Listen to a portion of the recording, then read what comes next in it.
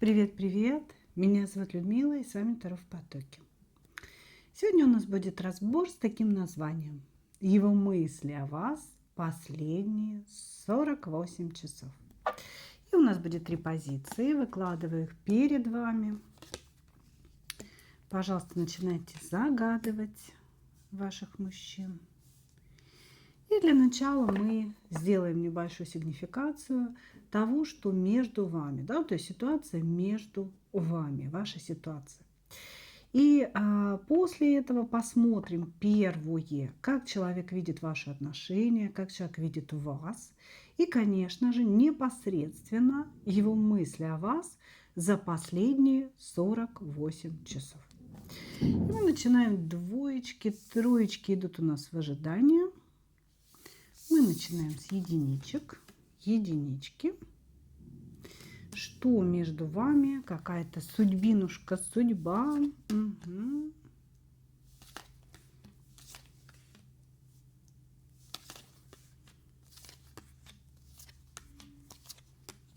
Так. Для кого-то проиграется, что мужчина ваш муж, с которым вы сейчас разводитесь. И вообще очень такая, знаете, мутная ситуация между вами. То ли вы разводитесь, то ли вы не разводитесь, то ли вы так поняли, то ли вы не так поняли. Нужно, не нужно, непонятно. Ну, собственно говоря, отношения находятся на какой-то грани. Да, грани между чем-то таким уже совершенно невозвратным. Да? Значит, если разговор идет не о вашем муже, то здесь ситуация такая же, да, то есть отношения с мужчиной достаточно серьезные. Они как бы есть, да, потому что у многих бывает нет отношений, есть только какие-то домыслы, да, флирт и так далее. Здесь показаны серьезные отношения, глубокие отношения, может быть, даже длительные отношения и некое такое кризисное состояние, когда вы стоите на грани разрыва. То есть разрыв еще не произошел, но он уже вот намечается, намечается. И с одной стороны, вы понимаете, что этот человек ваша судьба. С другой стороны, вы понимаете, что сейчас происходят какие-то судьбоносные события. Вы не знаете, хорошо это или плохо для вас. Вы просто пытаетесь понять, да, какие шаги вам лично нужно делать, или вам нужно замереть в воздухе, да, для того, чтобы все сделала судьба. Вот сейчас у вас какое-то такое состояние. Значит, сам по себе мужчина способный брать на себя ответственность, способный зарабатывать деньги, но, знаете, такой жук, я бы сказала, да, то есть он может, если вот вы замужем или вместе живете, он может вас вполне обеспечивать, купить дом, купить вам машину, вообще говорить вам, сиди дома, не работай, но при этом как только возникает серьезный конфликт, да, несовпадение во мнениях, он тут же вот это все может забрать. То есть вроде как я дал тебе, да, и машину я тебе подарил, но в случае твоего ухода машина остается у меня, дом остается у меня, ведь все это купил именно я. То есть вот такой человек, понимаете? Когда все хорошо, он вроде как щедрый. Когда что-то идет не по его сценарию, верни, дорогая, все обратно, вплоть до каких-то украшений, до каких-то подарков, да, которые, ну, действительно дарятся как-то лично, да. Вот такая здесь ситуация и между вами, и вот это говорится о человеке. Здесь еще идет такая, знаете, информация, что человек как будто бы открылся для вас с новой стороны. Изначально вы его видели в одном амплуа, скорее всего, человека такого, знаете, ответственного, человека, который заботится, обеспечивает, стремится к чему-то вместе с вами, да. А вот сейчас конфликтная ситуация вытащила негативные черты его личности. И вы увидели холод, вы увидели цинизм какой-то этого человека, его безжалостность, когда он делает какие-то поступки абсолютно безжалостно, глядя вам в глаза. И вы вообще растерянно не знаете, как поступить. Ну вот как-то так. Хорошо, хорошо. Ну, давайте посмотрим, как он видит вас и ваши отношения. Возьму такую добрую, назовем ее так, колоду.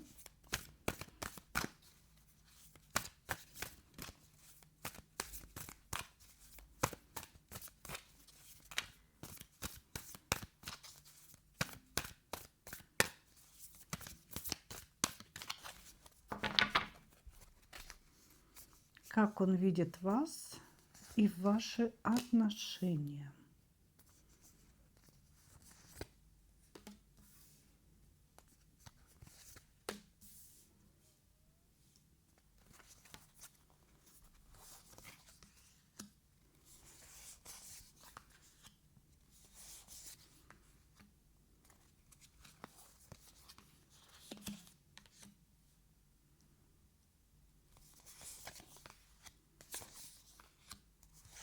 Вы перестали слушаться. Вы перестали слушаться. А, Тут вы понимаете, мужчина насколько успешный, настолько и нарциссичный, зацикленный на себе, на каких-то своих травмах детства. И у него такое, знаете, ощущение, да, что женщина, она ему все время должна. Должна не деньги, конечно же, должна не какие-то там вложения, да, а она должна все время присутствовать в его поле, она должна все время помогать, выслушивать, вытирать сопельки и убеждать его в том, что его любят. Понимаете? Значит, здесь мужчина требует от вас постоянного погружения в себя, постоянной сопричастности его переживаниям, болям и так далее. Как будто бы вы призваны с утра до вечера уговаривать его, что вот ты любим мною, все у нас с тобой хорошо, все у нас замечательно, ты лучший, ты самый лучший. То есть как будто бы вы все время должны уговаривать. Сейчас я смотрю, работает микрофон. Уговаривать этого мужчину, да, что вы его любите. Уговаривать, что у вас все хорошо. То есть все время идет вот какая-то такая история. И что же как бы сейчас у него в голове, да? То есть изначально он вас заводил именно для этого. И я сейчас нисколько не ошиблась в той фразе, которую я произнесла. Это вам для того, чтобы вы задумались. Вот, значит, но на сегодня вы перестали слушаться. Как будто бы у вас появилось собственное мнение, как будто бы вы сказали «нет», или в какие-то моменты жизни показали человеку, что есть еще и вы, что кроме его «я», кроме его проблем, кроме его вот этой вот плача Ярославна бесконечного, да, как бы есть еще и вы. И что вы как бы за деньги не продаетесь, за заботу не продаетесь, что если ваша личность существует, то он должен с ней как-то мириться. А он это воспринимает, как она перестала слушаться. Она вдруг обрела какое-то там собственное мнение, собственное видение. И он от этого бесится. Как это так? Да? Как такое возможно в природе? Вот, значит, вот таким образом он воспринимает вас, а вот отношения между вами он воспринимает с позиции «я прав». Я сижу в кресле иерофанта, и я есть некая высшая справедливость, которая всегда знает, как правильно, всегда знает, как нужно. Значит, мы все равно с ней будем вместе, говорит он. То есть вот у вас там в сигнификации, да, какие-то границы, какие-то кризисы, вы боитесь его потерять или боитесь, что все закончено, да. То есть вот какие-то такие сомнения происходят. А у него идет ощущение, что это временный период, вы перебеситесь, и он вас воспитает в процессе этого, да, у него пройдут какие-то внутренние там бураны, скажем так, и ураганы, и он успокоится, и вы все равно будете вместе. То есть у него четкая позиция, что мы все равно будем с ней вместе. Как бы она ни ерепенилась, как бы она ни сопротивлялась, мы будем вместе. И вместе мы будем на моих условиях, потому что я в кресле иерофанта. Я здесь первоотец, я ей укажу, как надо жить. И она будет жить так, как я ей скажу, говорит этот мужчина. Очень самоуверенный мужчина, причем, знаете, он еще и хитрец. Для того, чтобы вас обратить в собственную веру, назовем это так, да, то есть вернуть, чтобы вы успокоились, как только он почувствует настоящую угрозу потери вас. И этот человек может даже превратиться в рыцаря кубков, да, то есть какие-то такие песнопения начать петь на укулелях, мягким стать, ласковым стать, таким, знаете, вот прям котиком на мягких лапах. Но потом будьте готовы встретиться с самым жестким, токсичным иерофантом глаза в глаза. Здесь человек вас воспитывает, человек через какое-то наказание заставляет вас быть удобной, гибкой, такой, как ему нужно. Очень жесткий мужчина, циничный, безжалостный, который женщину себе, он ее выбирает, он ее готов обеспечивать, но он берет эту женщину себе как будто бы в рабство. Понимаете? Ну, то есть вот в золотую клетку, да, но клетку. Такая здесь позиция. Хорошо. Все думал последние 48 часов. Тиран наш и деспот.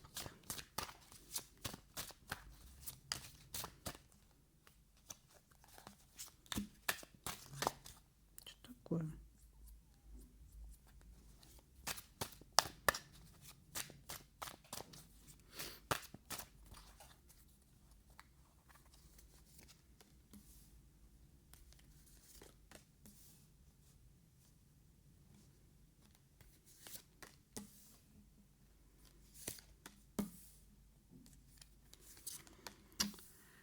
Ой. Если пропал, появится. Если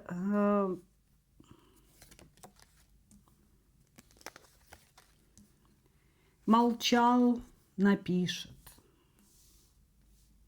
Последние 48 часов думала о вас и только о вас. Думала о том, что вы его женщина, он ваш мужчина. О том, что очень хочется какого-то текста. То есть хочется написать сообщение, хочется получить сообщение, хочется связи. Ну, скорее всего, не общаетесь сейчас. Вот. Ну, или как-то общаетесь, знаете, так, сквозь зубы, я бы сказала. Он хочет увидеть от вас какой-то текст, какое-то сообщение. И он понимает, что для того, чтобы его увидеть, нужно написать вам.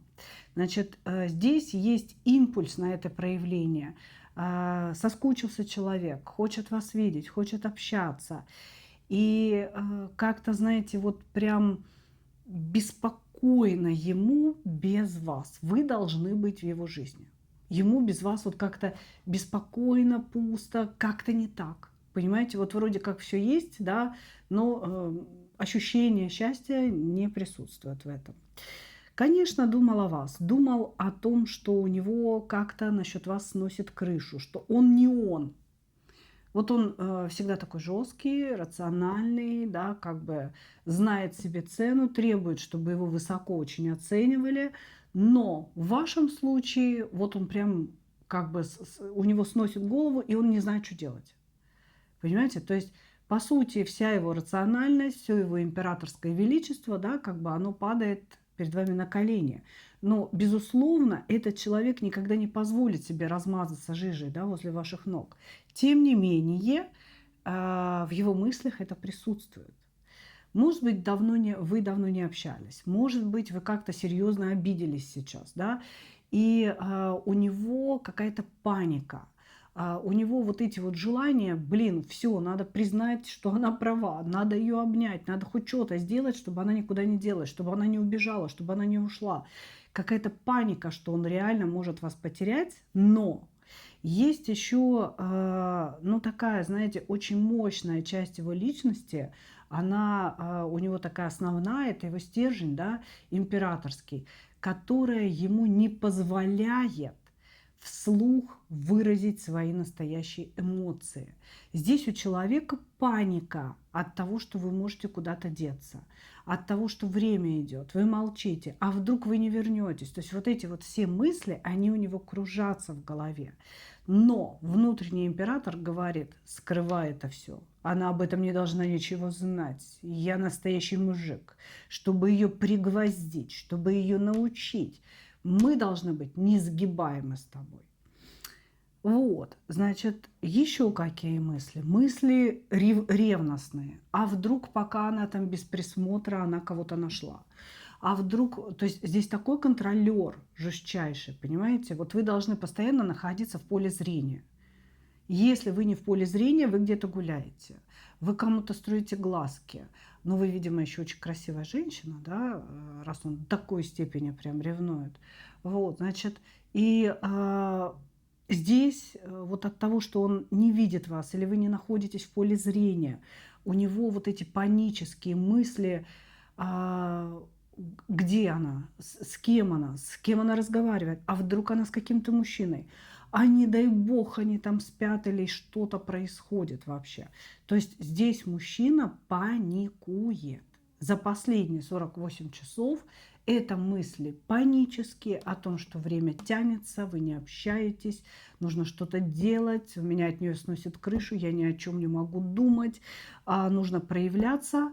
Очень хочу ее увидеть, очень хочу написать и так далее, проявиться, да, плевать на мои принципы.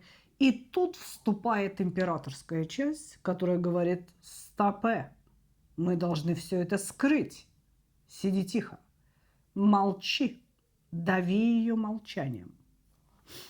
Но побеждает здесь эмоциональная часть жезлового короля, поэтому ждите. Здесь будет проявление в виде письма, потому что у него прямо вот здесь рученьки трясутся, да, как хочется написать, как хочется получить ответ.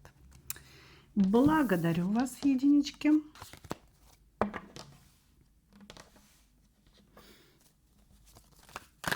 Да что ж такое-то? Просто мешают сегодня у меня карты.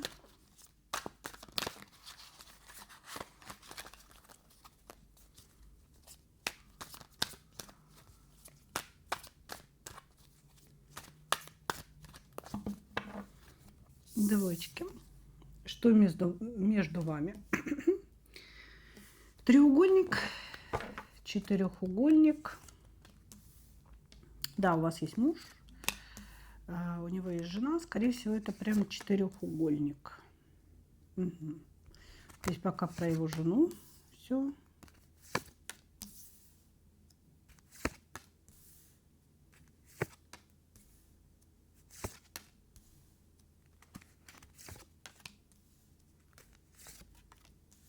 Угу. Так, ну, значит, ситуация следующая. Мужчина находится в такой полноценной семье, то есть у него есть жена, у него есть дети, и жена там главенствует, то есть она командир в юбке. Он все время чувствует себя маленьким, он все время чувствует себя неудачником, потому что женщина его все время, она им как-то помыкает, она его упрекает в том, что ты не сделал, ты не смог, ты плохой, ты как бы недоделанный, и т.д. и т.п. Вот, значит, и мужчина ищет на стороне себе кубковую королеву. То есть жена дома просто генерал в юбке, и поэтому он ищет себе женщину мягкую, он ищет себе женщину понимающую, да, очень-очень женственную, которая вот действительно будет, знаете, такая девочка, маленькая девочка. Но что же он ей готов предложить? Значит, вы знаете, по сути, он очень хочет любви на стороне, но без потери своей семьи. То есть семья, и это нерушимая история, туда, пожалуйста, никто не лезьте, да, как бы, а я ищу любви. И он хочет вот этой женственной, тонкой, мягкой девочке предложить туз кубков без обязательств. Я готов быть эмоциональным, я готов быть включенным в тебя, отвечать на сообщения, когда могу, когда моя не видит, не слышит, да. Я готов прибегать на встречи, целовать твои коленочки, да, приносить тебе цветочки. Но на этом все. То есть не думая о том, что между нами возможно какое-то совместное будущее. Вот. Значит, у вас. И еще он хочет через эту кубковую королеву быть императором, то есть чувствовать себя наконец-то мужиком. Там дома он чувствует себя дитяткой неумехой, которую все время пинают под зад, да, с вами он хочет быть вот прям я настоящий мужчина, видеть во мне настоящего мужчину. Вот, значит, ну, естественно, вот он находился в поиске этой королевы кубков и в вас, в вашем лице обнаружил ту самую мягкую, нежную, женственную, которая ему подходит, которая ему приходила в его мечтах. Вот, значит, у вас ситуация с мужем очень странная. То есть здесь тоже показано, что вроде как у вас есть муж, но или он где-то далеко от вас находится, да, то есть может быть командировочный товарищ, или это показана эмоциональная дистанция, когда вы живете в состоянии одиночества вдвоем. И вы устали на самом деле от его давления, от холода, от того, что, может быть, вами тоже помыкают, да, как-то вас упрекают и так далее. И на самом деле вам тоже хочется эмоций. Тут как будто бы, знаете, два человека хотят сбежать от своих супругов в какую-то иллюзорную, сказочную реальность, где они просто будут наполняться эмоциями. Вы тоже, по сути, не хотите от этого мужчины какого-то там продолжения, разводов, исходов и так далее. То есть у вас тоже может быть все уже устаканено, хотя с вашим мужем отношения вообще холодные показаны, да, холодные. Вот. И по сути и вам, и ему нужны эмоции. Вы движимы кубками друг к другу. Хорошо, давайте посмотрим, как он вас видит, как вообще воспринимает ваши отношения.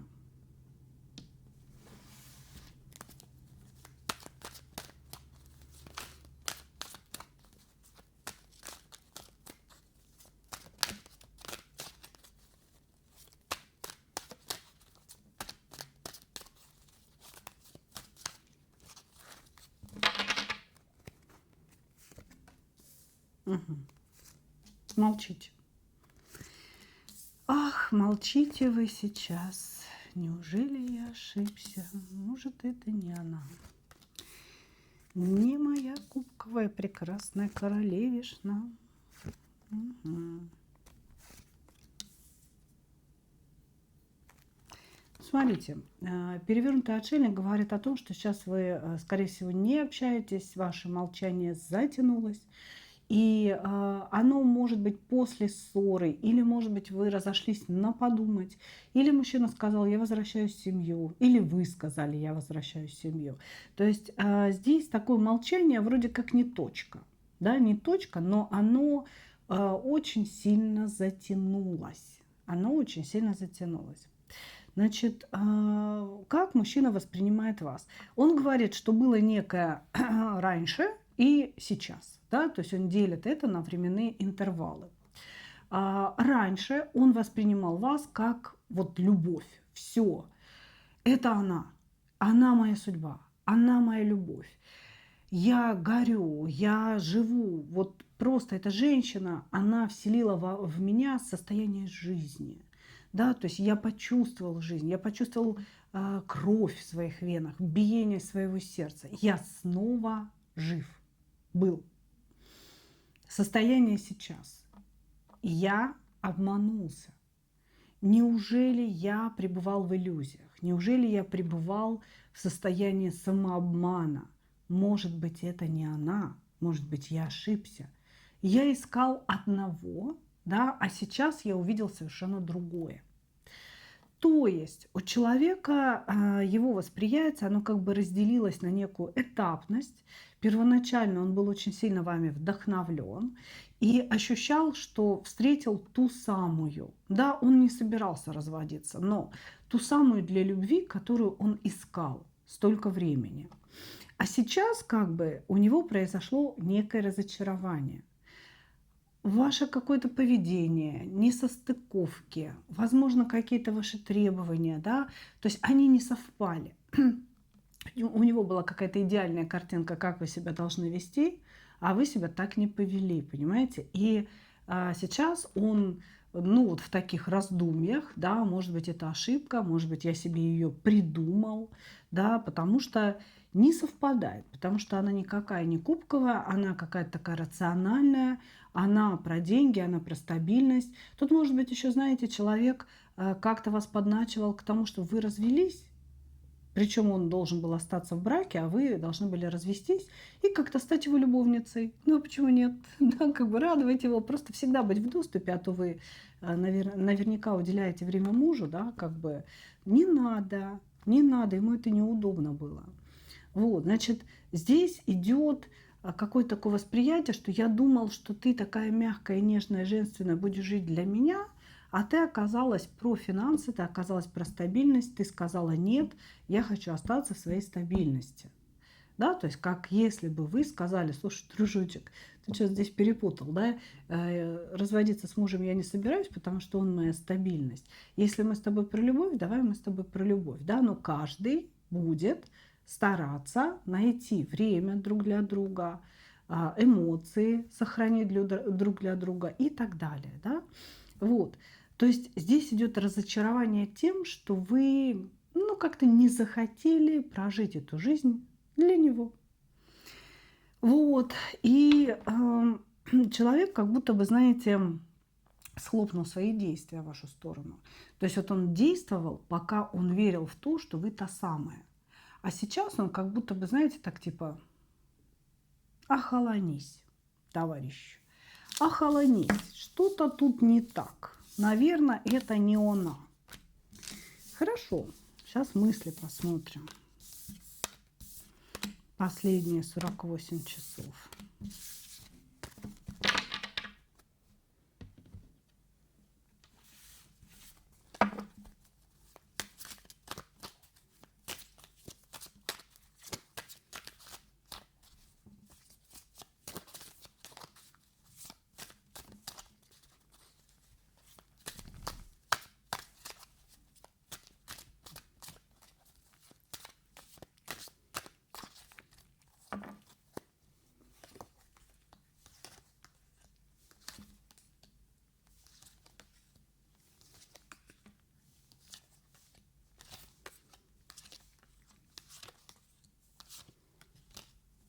Угу. Так, мысли были такие, здесь очень сильное сексуальное притяжение, с которым он, к его большому сожалению, ничего сделать не может. Потому что, ну, вы реально какая-то, знаете, если был секс, да, то вы женщина, которая ему подходит очень сильно в сексуальном плане. То есть вот, ну, реально было кайфово, хорошо. Или если секса не было, если ваши отношения только еще, знаете, вот в каком-то платоническом формате существовали, у него были какие-то планы, какие-то фантазии насчет этого секса. И вот последние 48 часов он, я бы сказала, пытается обнулить свое желание к вам. У него очень сильное желание, у него очень сильное притяжение к вам. И вот прям вот эти сексуальные всполохи, да, они его окатывают с ног до головы. И он пытается неким обесцениванием бороться с этим. Понимаете? То есть каждый раз, когда его захватывают мысли о вас, когда его захватывает желание в вашу сторону, он говорит себе, нет, ну, не такая уж она и красавица, не такая уж она и стройная, не такая уж она и молодая, да, то есть он начинает вспоминать какие-то ваши физические недостатки, возможно, да, с его точки зрения, или какие-то особенности, да, для того, чтобы вас не хотеть. Это желание, оно у него возникает независимо от его разума, да, то есть оно ему не подвластно. Но человек пытается не то чтобы контролировать это, а бороться с этим при помощи обесценивания. Он начинает вспоминать какие-то мелочи в вашем общении, что-то, что ему не нравилось.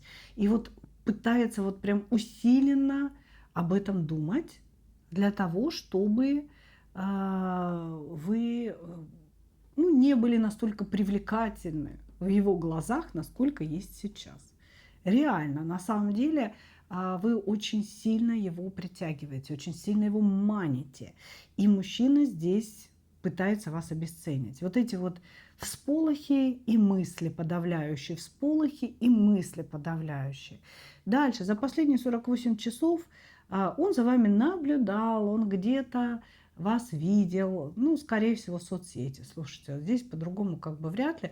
Может быть, он, конечно, с биноклем там где-то стоит, если это ваш сосед. Вот. Или выходя из подъезда, стоял, ждал, когда вы выйдете из своего там с собачкой погулять. Вот. То есть здесь мужчина за последние 48 часов вас видел и как будто бы ждал от вас какого-то шанса на его собственное проявление. То есть если это буквально он вас видел на работе, сосед, да, вот там в одном дворе живете, а вот он вас увидел и то ли думал, что вы его тоже видите, то ли специально продефилировал мимо вас и точно знал, что вы его увидели. И он ожидал, что вы ему дадите шанс на проявление. Это раз. Если дело в соцсетях, он мог поставить вам лайк, или же зайти на вашу страницу, и вы увидели, что он зашел, да, то есть там не тайно, а вот как-то явно.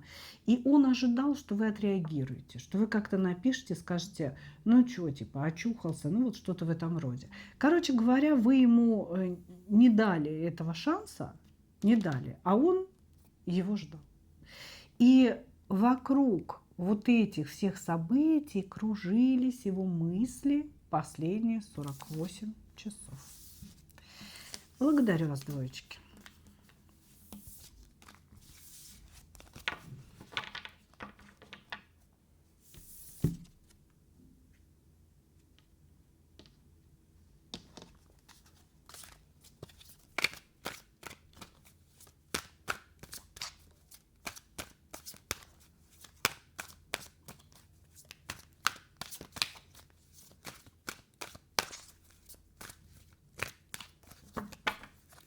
Троечки. Что между вами? Угу. Ждет.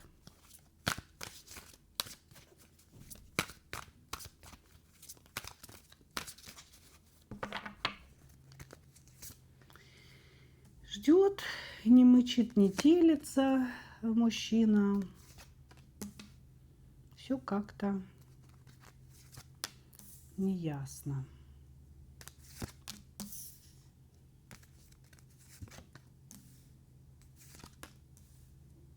Свободный мужчина, свободная вы, скорее всего.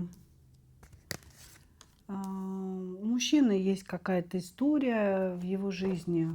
Ну, в принципе, у нас у всех не без истории, да. Но у него есть какая-то история его травмы, да, связанная с женщиной. Быть может, это жена бывшая, может быть, мама его, которая его не любила.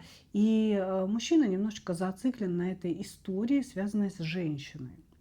Вот, значит, у вас нет никаких отношений, несмотря на то, что вы оба свободны, и в принципе, почему бы и нет. Но здесь дело все в мужчине. Мужчина подает двойственные сигналы. С одной стороны, очень яркие жезловые или ухаживания, или проявления, или он к вам прикасается, смотрит, говорит, быть может, пригласил вас на какую-то встречу и потом отменил эту встречу, да. То есть какие-то проявления со стороны мужчины есть, то есть это не ваша выдумка, но он словно делает один шаг к вам, да, и как только вы к нему поворачиваетесь лицом, он тут же делает 10 шагов назад и говорит: я не я, корова не моя, я этого не говорил, я этого не имел в виду, и слушай, давай мы не пойдем с тобой навстречу, а то ты вдруг можешь подумать, что это свидание. Да, как бы я-то тебя пригласил просто чаю попить, мы два свободных взрослых человека, а, ну, мы просто пойдем чайку попить с тобой, пообщаться. А вдруг ты можешь решить, что это свидание, поэтому давай лучше не пойдем. Вот как-то так. Его поведение считывается вами как незрелое, как детское. Мужчина выглядит каким-то пугливым при всем том, что он достаточно брутальный, внешне, возможно, привлекательный человек. И, допустим, где-то в работе, в делах он ведет себя как настоящий мужчина, да, а вот почему-то в отношении вас идут вот такие вот телодвижения странные. Вот. Тянет вас очень сильно друг к другу. Есть какие-то запреты, невозможности. То есть между вами есть какие-то препятствия, но, скорее всего, они не связаны со словом «семья». Да, это другие препятствия, которые можно обойти, но мужчина боится это сделать. Да, боится это сделать, и для него всегда какое-то оправдание существует. Ну, типа, мама меня в детстве не любила, вдруг и ты любить не будешь. Или меня бросила жена и забрала у меня квартиру, вдруг и ты то же самое сделаешь. Да? Зачем начинать, когда это все равно закончится плохо? То есть вот какая-то такая история здесь присутствует. И вы вообще не знаете, как себя вести. Вы не хотите быть навязчивой, и в то же время вам мужчина нравится, вы хотели бы, наверное, какого-то развития, а он вот в этой ожидающей позиции все время. Он ждет. Он ждет. И в его глазах вы все время видите какой-то вопрос. И думаете, блин, я что ли должна или что? Вот, ну вот я что ли должна делать какие-то шаги? И вы все время в сомнениях, и он все время с этим вопросом в голове, понимаете? Короче, как-то так. Хорошо. Очень забавный мужчина. Давайте посмотрим его восприятие вас-то на самом деле, да, то есть что он вообще видит и для чего ему это все. Ой, он на вас залип очень сильно, он уже влюбленный, такой весь, как бы. Ой, здесь, вы знаете, у мужчины действительно есть проблемы с психикой. Она у него или сильно травмированная предыдущей жизнью, да, вот она опять, эта женщина выпадает. Понимаете, он не верит в счастливую любовь, он не верит в счастливые отношения и не верит в счастливое будущее с вами. Он его очень сильно хотел бы, очень хотел бы. Человек уже в вас влюблен. И сексуально вы ему нравитесь, и как человек вы ему нравитесь. И вот он прям чувствует эту сопричастность вам, он чувствует, что вы не зря встретились. Притяжение, причем очень такое хорошее притяжение, высокочастотное. Это не просто какая-то похоть, это действительно притяжение сердец. Может быть, вы общались, разговаривали на совершенно разнообразные темы, и у вас какие-то общие взгляды. И энергетически, интеллектуально, понимаете? И он такой, типа, блин, классная женщина, да? А она вот прям моя, вот прям я чувствую кусочек меня. Но при этом я не верю в то, что все может быть хорошо. Он как будто бы думает, что, вы знаете, он такой вот пессимистичный. Всегда все хорошо начинается. Да, всегда на этапе влюбленности, двойки кубков, бабочки в животе, в осе-трясе, все хорошо начинается. И всегда все женщины идеальные в начале. Но потом-то все заканчивается крахом, все заканчивается плохо, поэтому нечего и начинать. У него есть к вам чувства, у него есть вот прям залипон на вас колоссальный. И вообще он кроме вас никого сейчас не видит и не хочет видеть, ну вот из женщин. Но при этом как будто бы есть, знаете, такая подсознательная убежденность. Как будто бы тумблер у него какой-то переключается, и возникает этот страх. Подсознательная убежденность, что не бывает хороших отношений, не бывает благополучных отношений. Все равно она меня бросит, все равно она меня обманет, она меня кинет. Вот бабах, и начинает это все срабатывать. И вот этот тумблер, конечно же, выключает его действия. То есть он сначала на вот этом своем порыве сердца, эмоций, какого-то притяжения к вам, он начинает действовать, а потом этот тумблер все схлопывает, моментально все схлопывает. Вот. Ну и опять здесь карты объясняют нам, что какое-то трагичное прошлое у него было, которое нанесло ему очень серьезную рану, ущерб, его обманули, может быть, ему изменила жена и так далее. И вот он, как будто бы это все проникло прям в кровь. И человек уже ни во что не верит, и никому не верит. Но в отношении вас есть и чувства, и желания, и стремления. Ну, не знаю, к психотерапевту надо записаться, понимаете, чтобы с ним поработали при помощи определенных методик, закрыли тот гештальт в его жизни. Ну что, он всю жизнь будет себя вот так вот наказывать за то, что было когда-то, и вас наказывать одновременно.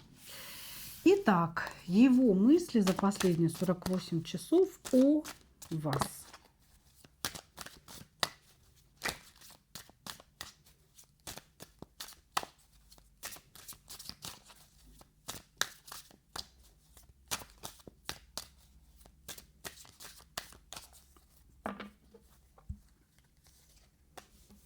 Опа. Что это значит?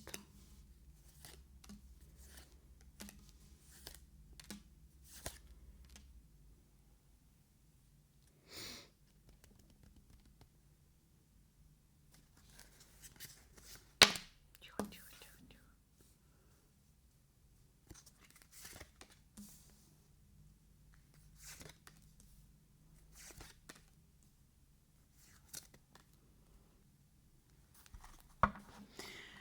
За последние 48 часов этот человек не думал о вас. Это раз. Возможно, если, допустим, вы вместе работаете, он сейчас в отпуске или приболел, да, ну, здесь как будто сейчас вот прям такая пустота, отсутствие в общении. Отсутствие в общении. Если вы просто какие-то друзья, да, не обязательно там вместе работаете, тоже вот отсутствие в общении. И за последние 48 часов он общался с той женщиной, которая нанесла ему рану. И, конечно, карты не дают определенности, да, но тем не менее это вряд ли мама, и это, скорее всего, действительно бывшая жена или бывшая женщина. И поэтому здесь на мысли о вас дается блокирующая карта. Он не думал. Он не думал о вас, потому что за 48 часов последних его охватил ужас, его охватили воспоминания прошлого, его, короче, он погрузился снова в какой-то дерьмишко. Вот.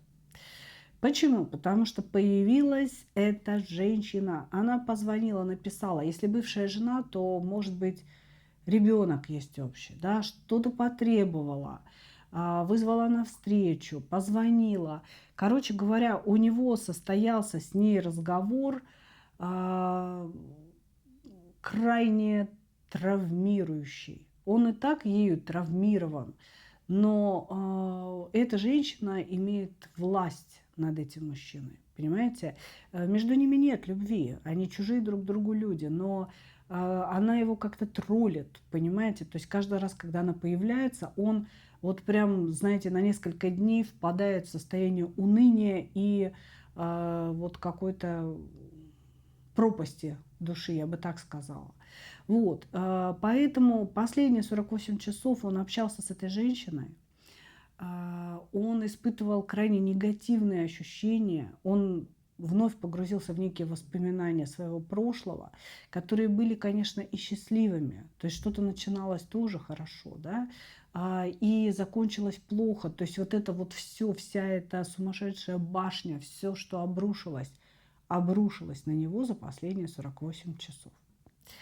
Вот, значит, ну и дабы не оставлять вас вообще без ответа, да, я его спросила о том, а что же ты вообще в целом думал да, как бы понятно, 48 часов его там накрыло вообще состояние Алиса какого-то, вот, а что же ты вообще думаешь, да, о той, которая смотрит этот расклад, не о той, которую ты боишься до ужаса, вот, и он сказал о том, что вы его дьявол, и он не может и отказаться от вас, и не может к вам подойти близко из-за собственных страхов.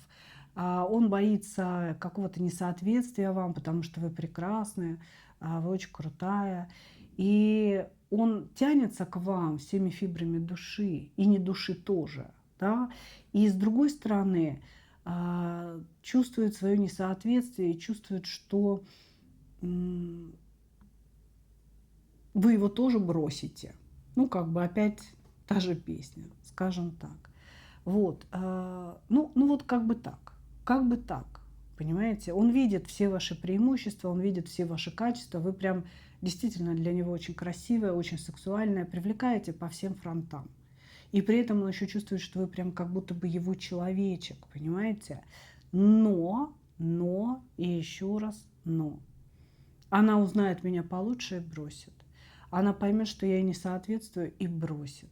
Понимаете? И опять я буду в травме. И опять я буду нафиг никому не нужен. Ну, вот как-то так. Как-то так. Вот такие, девчонки, у нас сегодня пирожки. Благодарю вас, троечки. Благодарю вас все слушатели и зрители. Ну и, собственно говоря, как обычно, хочу пожелать вам только одного. Встретить свою настоящую любовь и не потерять в ней себя. Ну а мы увидимся с вами в следующих видео. Пока-пока!